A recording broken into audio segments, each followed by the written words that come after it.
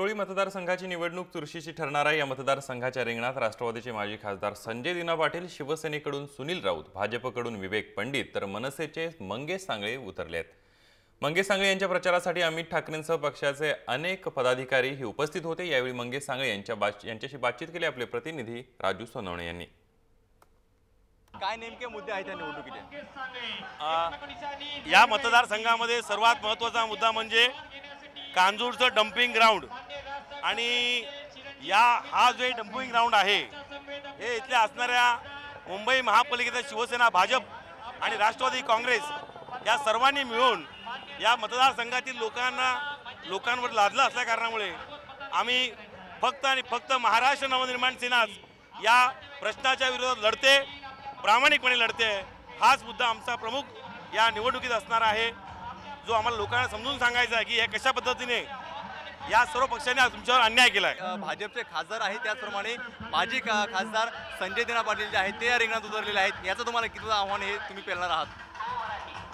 मला वाटतं माननीय संजय दिना पाटील या निवडणुकीत लोकसभेच्या पराभूत झालेत। त्यांच्या मतांचा आलेख जर पाहिला गेल्या काही निवडणुकीमधला तर साधारणतः 32,000च्या वरती त्यांना मतदान मिळालं नाही। मागील निवडणुकीत लोकसभेच्या या मतदारसंघातील मतदारांनी माननीय किरीट सोमय्या भाजपचे जे उमेदवार होते त्यांना मतदान केलं आणि त्यामुळेच मला इथे सांगावं असं वाटतं की हा मराठी बहुल मतदारसंघ आहे।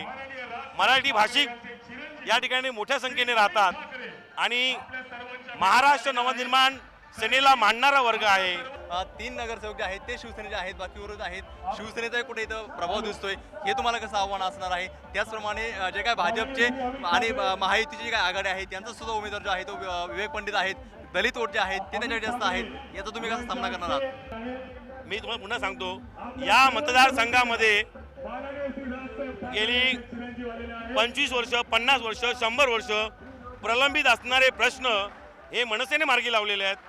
मग तो तरण तलावचा प्रश्न असेल, मग तो रेल्वे उड्डाणपुलाचा फाटकाचा प्रश्न असेल, मग तो इथल्या मलनिसर्ग वाहिन्यांचा प्रश्न असेल, मग इथल्या अनेक गोष्टी आहेत ज्या इथल्या राज्यकर्त्याने अनेक वर्ष हे सगळे विषय भिजत घोंगडं ठेवलं होतं। आणि महाराष्ट्र नवनिर्माण सेनेचे या ठिकाणी लोकप्रतिनिधी निवडून आल्यानंतर मी आलो, आमच्या नगरसेविका आल्या, त्यानंतर पूर्ण मतदारसंघाचे सगळे प्रश्न मार्गी लावलेले आहेत आणि म्हणून तुम्हाला ही जनतेची बघा पाठी किती मोठी रांग लागलेली आहे। मंगेशजी, खूप खूप तुम्हाला शुभेच्छा। पाहतोय आपण जे आहे जवळपास 60,000हून अधिक मत पडण्याचं जे आहे ते